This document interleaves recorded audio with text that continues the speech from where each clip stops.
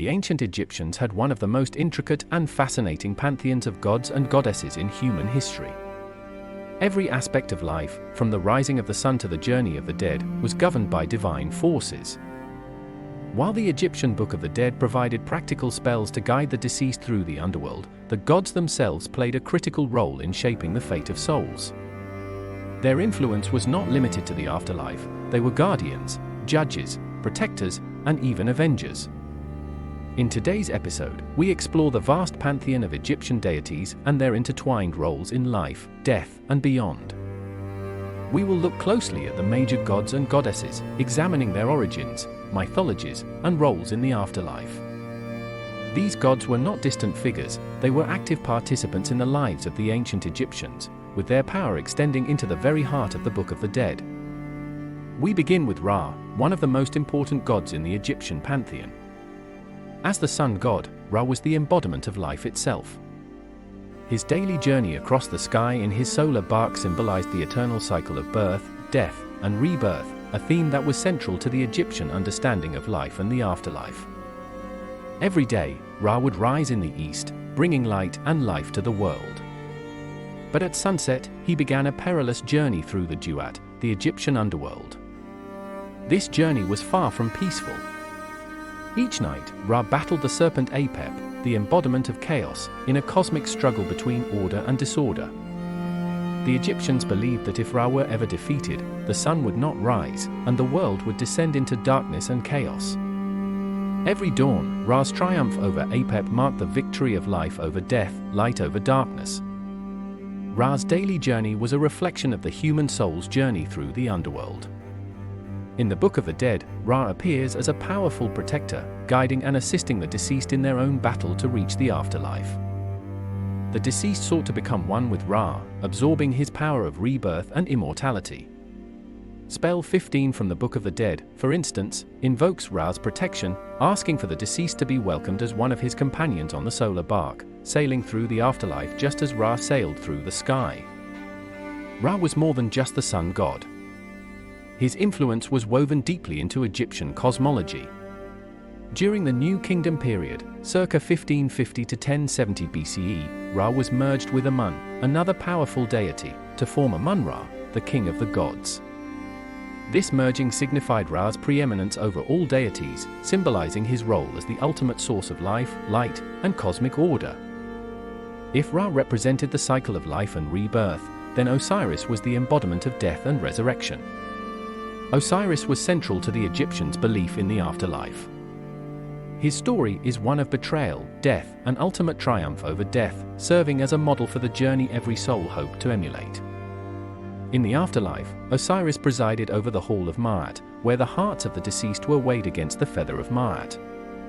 This ritual, known as the weighing of the heart ceremony, determined whether the soul would be allowed to enter the field of reeds, the eternal paradise, or face oblivion. The Book of the Dead is filled with invocations and spells directed at Osiris, asking for his mercy and protection during this final judgment. Osiris was often depicted as a mummified king, symbolizing his connection to death and rebirth. His green skin represented fertility and regeneration, emphasizing his role as the god of resurrection. In the Book of the Dead, several spells specifically call upon Osiris to ensure the deceased's heart is pure, and that they are worthy to enter his realm. The myth of Osiris reassured the living that death was not to be feared, but rather was a gateway to eternal life if the proper rituals were followed. Isis, the wife of Osiris and mother of Horus, was one of the most revered deities in Egyptian mythology. Known as the goddess of magic, healing, and protection, Isis's influence extended far beyond the earthly realm. Her role in the resurrection of Osiris solidified her as a powerful figure capable of manipulating life and death. Isis's magic was considered the most potent in the cosmos, and it was her devotion and skill that brought Osiris back to life. She is often depicted with a throne-shaped crown or nursing her son, Horus, symbolizing her dual roles as both a queen and a mother. In funerary contexts, Isis was called upon to protect the dead, ensuring they were safe from harm in the afterlife. She was often invoked in conjunction with Nephthys, her sister, to guard the deceased on their journey through the Duat. The spells in the Book of the Dead frequently mention Isis's role as a protector. Spell 151b, for example, calls upon Isis to protect the mummy from harm, using her powerful magic to ward off evil spirits and ensure the safe passage of the deceased through the afterlife. Isis was also associated with the practice of mummification, and her role in reviving Osiris linked her directly to the preservation and protection of the dead. In addition to her role as a protector, Isis was also a mother figure. She nursed and protected her son, Horus, as he grew to manhood, and this role extended to the protection of all who called upon her in life and death. Her influence in Egyptian mythology was profound, and her worship extended far beyond Egypt, with temples dedicated to her throughout the Mediterranean world. While Osiris ruled the underworld, it was Anubis, the jackal-headed god, who prepared the dead for their journey and guided them through the underworld. Anubis' association with death and burial practices was deeply ingrained in Egyptian culture. He was responsible for overseeing the mummification process, ensuring that the deceased's body was properly preserved for the afterlife. In Egyptian mythology, Anubis was considered the protector of graves and tombs, guarding the dead from grave robbers and evil spirits. His role as a guide and guardian of the underworld made him one of the most important deities for the deceased. He is frequently depicted in the Book of the Dead, leading the soul of the deceased through the trials of the afterlife and standing beside Osiris during the weighing of the heart ceremony. In this ceremony, Anubis was responsible for weighing the heart against the feather of Ma'at, ensuring that the judgment was fair. His presence was a guarantee of the integrity of the process. In spell 18 of the Book of the Dead, Anubis is called upon to guide the deceased through the dangerous gateways of the underworld, where hostile spirits and demons lurked. His protective power was essential for ensuring that the soul reached the Hall of Ma'at safely. Anubis' role extended beyond the physical protection of the body. He was also responsible for the spiritual safety of the deceased, guiding them through the treacherous terrain of the duat. His jackal-headed form is symbolic of the connection between the living and the dead. Jackals were often seen scavenging near cemeteries, and their association with the burial process made Anubis the natural protector of tombs. Spell 17 from the Book of the Dead praises Anubis as the Lord of the Sacred Land, acknowledging his dominion over the burial sites and his role in overseeing the successful resurrection of the deceased. Anubis' role as the overseer of mummification is one of the key reasons why his presence was vital to the afterlife journey. The preservation of the body was paramount in Egyptian funerary practices, as it was believed that the Ka, or life force, needed a well-preserved body to return to after death. Without Anubis' protection, the Ka could be lost or unable to reunite with the body, making resurrection in the afterlife impossible. His rituals were a crucial part of preparing the dead for eternity. Horus, the falcon-headed god, was one of the most powerful deities in the Egyptian pantheon. He was the son of Osiris and Isis, and his story is one of revenge, justice, and kingship. After Osiris was murdered by his brother Seth, it was Horus who sought to avenge his father's death and reclaim the throne. His epic battles with Seth are a central theme in Egyptian mythology, representing the struggle between order and chaos, a theme that permeates Egyptian religious thought. Horus was more than just a warrior god, he was also the god of kingship.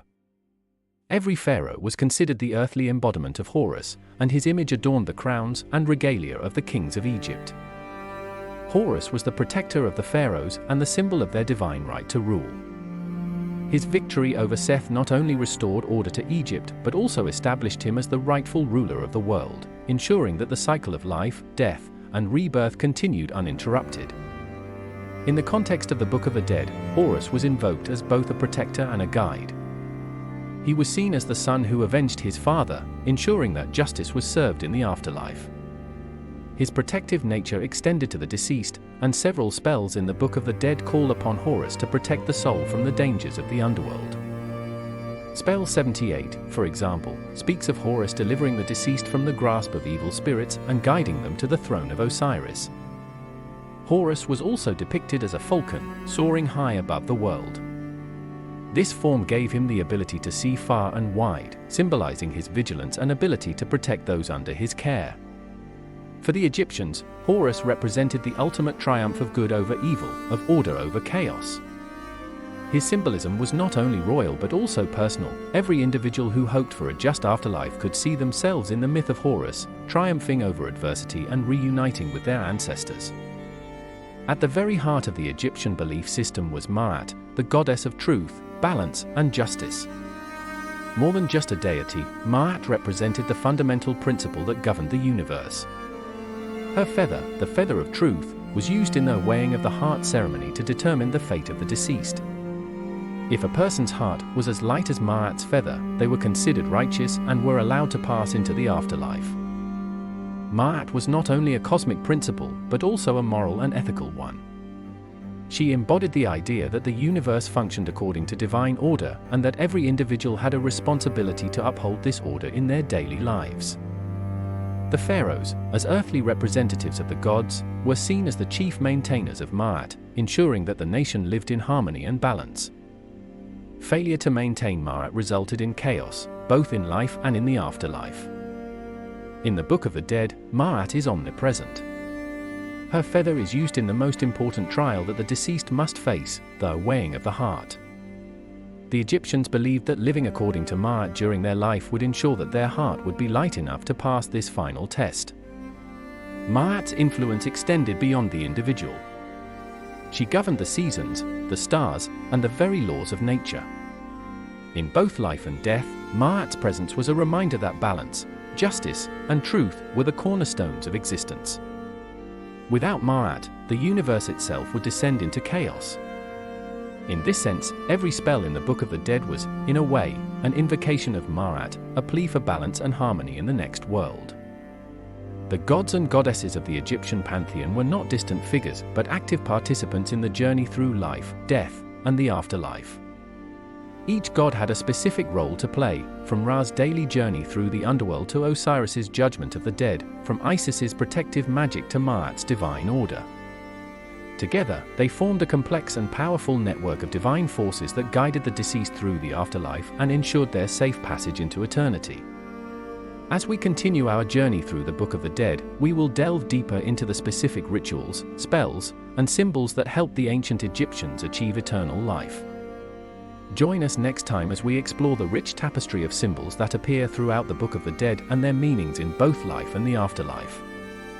If you found this exploration into the gods and goddesses of ancient Egypt fascinating, don't forget to like, subscribe, and hit the notification bell so you can stay up to date with our series on the mysteries of ancient Egypt and the Egyptian Book of the Dead.